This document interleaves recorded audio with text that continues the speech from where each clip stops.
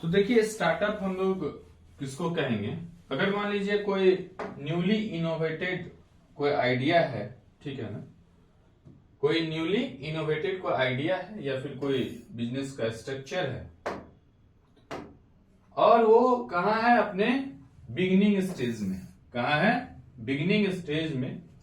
There's a particular momentum behind it, कुछ ना कुछ इसका एक पार्टिकुलर मोमेंटम है उस आइडिया के पीछे या फिर उस मॉडल के पीछे। क्या मोमेंटम है? कि वो जो प्रोडक्ट है या जो सर्विस है, दोनों चीज हो सकता है स्टार्टअप में। कोई प्रोडक्ट भी हो सकता है, कोई सर्विस भी हो सकता है। जैसे जोमेटो मान लीजिए, वो क्या है? एक तरीके का सर्विस है। और कोई एक चेन खोल रहा है रेस्टोरेंट का, तो वो क्या है? एक प्रोडक्ट बना रहा है, कोई फूड बना रहा है, कोई दे रहा है, डिलीवरी कर रहा है, तो वो क्या है? एक सर्विस है। कोई मैं टीचर हूं, मैं पढ़ा रहा हूं, तो ये क्या है? एक तरीके का सर्विस है। कोई ये बोर्ड बना रही होगी, तो वो क्या है? प्रोडक्ट है। तो समझिए फर्क प्रोडक्ट में और सर्विस में। क्या कर रहा है कि उसके पीछे कोई ना कोई मोमेंटम है। किसके पीछे? तो उस काम के पीछे क्या मोमेंटम है? कि वो जो काम या फिर जो प्रोडक्ट है, जो सर्विस है या प्रोडक्ट है, वो क्या है? उस किसी मार्केट में स्पेशल डिमांड पे चल रहा हो या चलने वाला हो। ठीक। The main objective of the startup company is to grow rapidly. इसका मेन ऑब्जेक्टिव होता है कि वो जल्दी से जल्दी क्या करे? ग्रो करे। ठीक है ना, रैपिडली ग्रो करे।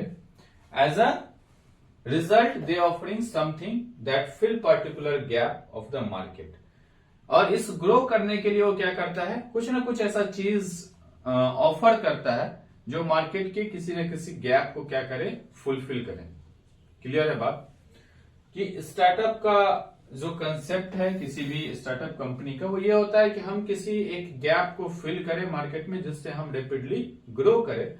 और उस गैप को फिल करने के लिए हमको कुछ न कुछ ऑफर करना है। एक ऐसा चीज ऑफर करें, कोई प्रोडक्ट ऑफर करे, कोई सर्विस ऑफर करे, जिससे हम मार्केट के गैप को फुलफिल कर सके और जल्दी से ग्रो कर सके। अब देखिए ट्रेड्स ऑफ एंटरप्रेन्योरशिप है कि एक जो एंटरप्रेन्योर है उसके अंदर क्या क्या ट्रेड्स होना चाहिए, या कोई एक उद्यमिता अगर करता है तो उसके अंदर क्या क्या ट्रेड्स होना चाहिए। तो सबसे पहला है एबिलिटी टू टेक रिस्क। उसको रिस्क लेने की एबिलिटी होनी चाहिए, या फिर उसके अंदर ये विल पावर होना चाहिए कि वो किसी भी तरीके का जो रिस्क है वो ले सके। उसके बाद इनोवेशन का एबिलिटी होना चाहिए। इनोवेशन मतलब नई चीजों को खोजने का, नए आइडियाज को इजाद करने का उसके पास एबिलिटी होनी चाहिए। एबिलिटी ऑफ फ्यूचर विजन, भविष्य को देखने का कि फ्यूचर में जो मार्केट है वो किधर जा रहा है, उसका उसके पास एबिलिटी होना चाहिए। Fourth one is leadership ability, मतलब नेतृत्व करने की क्षमता होना चाहिए। चौथा है एबिलिटी ऑफ क्विक रिकवरीज, ठीक है ना, जल्दी से रिकवर कर सके उसकी क्षमता होना चाहिए। इसको आपको मैं एक एक लाइन में नहीं बता रहा, ये सब बहुत बड़ा बड़ा टॉपिक है, ठीक है ना। जो मैं बता रहा हूँ बहुत छोटे में भी बता रहा हूँ या बहुत संक्षिप्त में बता रहा हूँ, तो ये एक्चुअली में बहुत ही एक लंबी सी टॉपिक है। एक एक टॉपिक बहुत लंबा लंबा है। अब जैसे ब्रीफ में ही हम लोग को यहाँ अभी डिस्कस करना है, फिर मैं अलग से सेपरेट इस सब का एक वीडियोस अलग अलग से बनाऊंगा। तो जैसे देखिए एबिलिटी ऑफ क्विक रिकवरी मतलब यह है कि अगर मान लीजिए कोई प्लांट आप चला रहे हैं और कोई मशीन खराब हो गया, कोई प्लांट चला रहे हैं और कोई मशीन खराब हो गया, तो जल्दी से आप दूसरे मशीन पे कैसे शिफ्ट कर सकते हैं, या उसको फिर यूज में कैसे ले सकते हैं, या फिर बैकअप कुछ आप बना के रखें नहीं रखें, तो वह है एबिलिटी ऑफ रिकवर्स, मतलब उसको रिकवर आप कैसे कर सकते हैं। लीडरशिप एबिलिटी मतलब नेतृत्व करने की क्षमता है कि आपके साथ कलीग या फिर कर्मचारी जो भी काम कर रहे हैं उसको कैसे आपको हैंडल करना है। एबिलिटी ऑफ फ्यूचर विजन मतलब जो आप प्रोडक्ट बना रहे हैं या जो सर्विस दे रहे हैं मार्केट में, वो सर्विस का फ्यूचर स्कोप्स क्या है। या फिर इनोवेटिव एबिलिटी मतलब नए चीजों को, जैसे कोई प्रॉब्लम है तो उसको कैसे आप रिजॉल्व करें और नए चीजों को कैसे खोजें, दैट्स इनोवेटिव एबिलिटी। और एबिलिटी टू टेक रिस्क मतलब रिस्क लेने की क्षमता या काबिलियत। उसके बाद है ट्रेड्स ऑफ एंटरप्रेन्योरशिप में और क्या टॉपिक्स है। देखिए बहुत सारा इसमें बहुत अलग अलग लोगों का अलग अलग लिस्ट है, तो जो मेरे समझ में आया है या फिर जो मुझे अच्छा लगा है वो जो जरूरी हो वो हम लोग यहाँ डिस्कस करेंगे।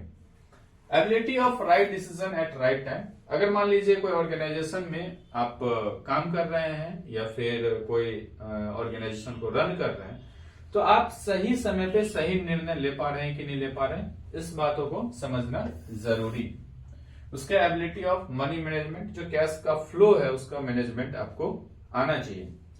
उसके बाद जैसे एबिलिटी ऑफ मनी मैनेजमेंट पे बहुत सारा चीज हो सकता है, डिस्कशन का विषय है। सेलिंग स्किल्स, आप जो प्रोडक्ट बना रहे हैं या फिर जो ऑर्गेनाइजेशन में आपके ऑर्गेनाइजेशन में जो प्रोडक्ट बन रही है तो वो कैसे बिकेगा उसका भी आपको ध्यान रखना है। उसके बाद है रिजल्ट ओरिएंटेड एक्टिविटीज, कि रिजल्ट आप जो काम कर रहे हैं उस काम का कुछ ना कुछ क्या आना चाहिए, रिजल्ट आना चाहिए। तो रिजल्ट ओरिएंटेड एक्टिविटीज आप कैसे करेंगे। उसके बाद है सेल्फ मोटिवेटेड, अगर इस समय कहीं आपको फेल्योर महसूस होता है या फिर फेल्योर आपको मिलता है तो आप खुद से मोटिवेट होकर के फिर से आप रीस्टार्ट कर सकते हैं। तो ये है ट्रेड्स, मतलब क्या क्या गुण एक एंटरप्रेन्योर के अंदर होना चाहिए। इसी में एक है motivation and important factor. Motivation एक बहुत ही इंपॉर्टेंट फैक्टर है, और जो मोटिवेशन है वो दो चीजों से आती है। दो चीज क्या है, एक है एबिलिटी और एक है विलिंगनेस। इसी पे डिपेंड करता है आपका परफॉर्मेंस। एबिलिटी मतलब आपको कोई भी काम करने की जो क्षमता है उसको हम लोग एबिलिटी कहते हैं, और विलिंगनेस मतलब आपको जो इच्छा शक्ति है उसको हम लोग विलिंगनेस कहते हैं। जैसे मान लीजिए अभी हम लोग डिस्कस कर रहे थे, अभी अपन एक ऑर्गेनाइजेशन एस्टेब्लिश किए थे जिसका नाम था आशुतोष एंड कंपनी, ठीक। अब जैसे मान लीजिए हम ये जो कंपनी बनाए वो क्या कर रही है, तो जो लाइटिंग का जो इक्विपमेंट्स है उसको मैन्युफैक्चर कर रही है। तो लाइटिंग इक्विपमेंट्स मैन्युफैक्चर करने के लिए जो जरूरी स्किल्स है वो हमारे पास है कि नहीं है, उसको हम लोग कहेंगे एबिलिटी। तो क्या जरूरी स्किल्स हो सकता है, तो हम ये चीज समझ रहे हैं कि नहीं कि इसको बनाने में क्या क्या चीज जरूरत होगा, तो इसका मतलब उसकी जानकारी मुझे है कि नहीं है, दैट्स एजुकेशन। आराम से समझिएगा। एबिलिटी मतलब ये अगर लाइट की कोई यूनिट है हमारी जो मैन्युफैक्चर करती है, मान लीजिए ट्यूब लाइट, तो उस ट्यूब लाइट को बनाने के लिए क्या क्या चीज जरूरी है या कैसे वो काम करेगा, इसकी जानकारी होना, दैट्स एजुकेशन। क्या हम इससे पहले कभी ट्यूबलाइट बनाए हैं या नहीं बनाए हैं, बनाए हैं तो कितना दिन बनाए, तो उसको हम लोग कहेंगे एक्सपीरियंस, ठीक। और एक्सपीरियंस के साथ साथ उसको कितने तरीके से बनाने आता है उसको हम लोग कहेंगे स्किल्स, कि वो कैसे बनेगा। तो कैसे बनेगा, दैट्स स्किल्स। कितने दिनों से बना रहे हैं, दैट्स एक्सपीरियंस। और बनाने संबंधित सारी जानकारी मेरे पास है या नहीं है, दैट्स एजुकेशन।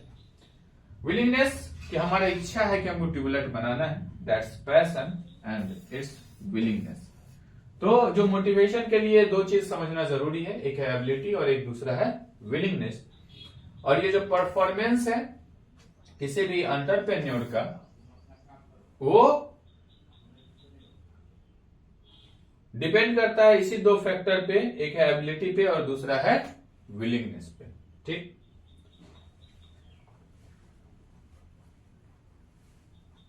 अब है कि कोई भी अगर ऑर्गेनाइजेशन को आप रन कर रहे हैं या कोई ऑर्गेनाइजेशन बनाए हैं, तो उसके लिए आपको मोटिवेटेड रहना क्यों जरूरी है। तो सबसे पहला है कि टफ कंपटीशन है। तो मार्केट में अगर टफ कंपटीशन है तो जाहिर सा बात है कि आप सिर्फ लाइट नहीं बना रहे, बहुत सारे लोग इस तरीके का काम कर रहे होंगे। तो बहुत सारे लोग कर रहे होंगे तो कोई आदमी आपसे आगे भी जा रहा होगा, कोई आपके पैरेलल भी चल रहा होगा, कोई पीछे भी रह जा रहा होगा। तो इसके लिए आपको जरूरी है इस टफ कंपटीशन में कि आप क्या रहें, तो मोटिवेटेड रहें। अनफेवरेबल इन्वायरमेंट, हो सकता है कभी इन्वायरमेंट अनफेवरेबल हो।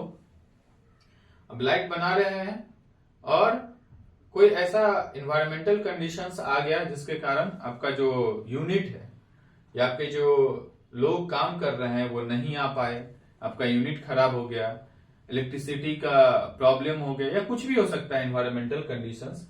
और इलेक्ट्रिसिटी का प्रॉब्लम होने के पीछे कोई और वजह हो सकता है कि वहां कुछ नेचुरल जो है सो अकरेंस हो जाए, तो इलेक्ट्रिसिटी का कनेक्शन क्या हो जाएगा, कट हो जाएगा। और ये सब एक तरीके का डायरेक्ट या इनडायरेक्ट रूप से जो प्रभाव पड़ रहा है उसको हम लोग अनफेवरेबल इन्वायरमेंट कहते हैं।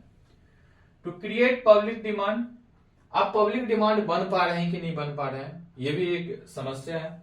टू एनहेंस क्रिएटिविटी, आपको हमेशा क्रिएटिविटी बढ़ाते रहना होगा। जैसे पहले चौक वाला ट्यूबलाइट चलता था, है ना, तो चौक वाला ट्यूबलाइट लोग इस्तेमाल करते थे। अब उसके बाद फिर समय के साथ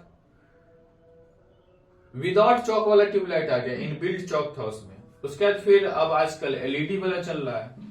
उसके बाद इसमें भी इंप्रूवमेंट हो गया है कि आप लाइट की इंटेंसिटी को कम ज्यादा कर सकते हैं। तो हमेशा इसमें एक समय के साथ क्या चीज चेंज होते रहा है, तो क्रिएटिविटी बढ़ता रहा है। टू इंक्रीज प्रोडक्टिविटी, मतलब आप जैसे सपोज कीजिए आज डिमांड 10 ट्यूबलाइट का है, कल 15 का होगा, परसों 20 का होगा, तो आपको प्रोडक्टिविटी भी बढ़ाते रहना होगा जिस अनुसार आपका डिमांड हो रहा है, पब्लिक डिमांड हो रहा है। तो ये सब जो बिंदु है इसको ध्यान में रखते हुए आपको हमेशा रहना है मोटिवेटेड, तभी आप स्टेबल रह पाएंगे और ऑर्गेनाइजेशन को अच्छे से रन कर पाएंगे। Thank you.